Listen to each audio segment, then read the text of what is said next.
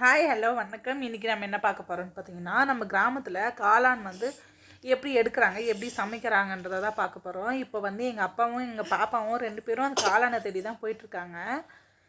நான் வந்து இது வரைக்கும் காளான் சாப்பிட்ருக்கேன், சமைச்சிருக்கேன். ஆனால் எப்படி அது வந்து முளைச்சிருக்கும், எந்த இடத்துல இருக்குன்றதை நான் பார்த்ததே இல்லை.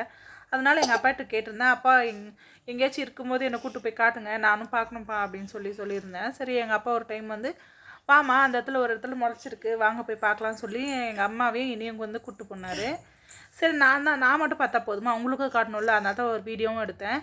இந்த இடத்துல பாருங்கள் எவ்வளோ காளான் வந்து முளைச்சிருக்கு. நான் இது வரைக்கும் இந்த மாதிரி பார்த்ததே கிடையாது. எங்கள் அப்பா எடுத்துகிட்டு வருவார், நாங்கள் சமைச்சிருக்கோம், சாப்பிட்ருக்கோம். ஆனால் வந்து இந்த அளவுக்கு காளான் வந்து முளைச்சிருக்கிறத நான் பார்த்ததே இல்லை, இதான் ஃபஸ்ட் டைம். இது வந்து இந்த புத்து இருக்கிற இடத்துல தான் நிறைய வரும்னு சொல்கிறாங்க. இது பாருங்கள், பாம்பு மாதிரியே இருக்குது பாருங்களேன். உள்ளே வந்து பார்க்கும்போது பாம்பு மாதிரியே இருக்குது. அந்த இடத்துல கொஞ்சம் அது ரொம்ப மண் வந்து கெட்டியாக இருக்கிறதுனால என்ன பண்ணாங்க, எங்கள் அப்பா வந்து கடப்பாரை வச்சு நோண்டி அதை எங்கள் அம்மா கிட்டே எடுத்து கொடுக்குறாங்க. எங்கள் அம்மா வந்து அது மேலே இருக்க மண்ணெல்லாம் தட்டி அந்த காளானை மட்டும் தனியாக எடுத்து வைக்கிறாங்க. இது வந்து விஷ காளானும் இருக்குது, சமையல் காளானும் இருக்குது. இது பாருங்கள், கட்டி எங்கள் அப்பா நோண்டி கொடுத்துட்டாரு. எங்கள் அம்மா வந்து அதில் மேலே இருக்கிற மண்ணெல்லாம் எடுத்துகிட்டு அது மேலே இருக்க காளான் மட்டும் ஒரு கவரில் எடுத்து சேர்த்து வச்சுட்டாங்க. இதில் வந்து விஷ காளான் கூட இருக்குதுன்னு சொல்கிறாங்க. அது எப்படி இருக்கும் என்னன்னு தெரியல. இன்னொரு தடவை நான் பார்த்தேன்னா உங்களுக்கு வீடியோ போடுறேன். இந்த காளானை எடுத்துகிட்டு வந்து இப்போ வீட்டில் வச்சு நம்ம க்ளீனாக அதை அலசி க்ளீன் பண்ணிவிட்டு குட்டி குட்டியாக கட் பண்ணிவிட்டு இதில் வந்து என் தம்பி வந்து சிக்கன் கபாப் போடுற மாதிரி இப்போ காளான் கபாப் வந்து போட போகிறான். இதுலேயே வந்து நான் காளான் வந்து எப்படி குழம்பு பண்ணுறது, கறி குழம்பு சுவையில் காளான் எப்படி பண்ணுறது, அண்ட் மஷ்ரூம் குருமா சப்பாத்திக்கு எப்படி பண்ணுறதுனால நம்மளோட சேனலே நான் போட்டிருக்கேன். வேணுன்றவங்க நம்ம சேனலில் இருக்க வீடியோஸை பார்த்துக்கோங்க.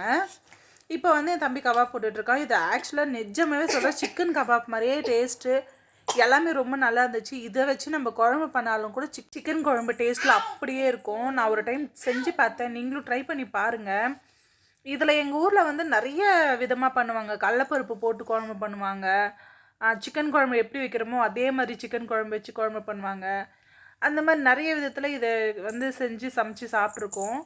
இப்போ வந்து என் தம்பி கபாப் பண்ணியிருக்கான். இதுவும் நல்லா தான் இருக்குது. சாப்பிடும்போது சிக்கன் கபாப் மாதிரியே தான் இருக்குது, பார்க்கவும் சாப்பிடவும் நல்லாயிருக்கு.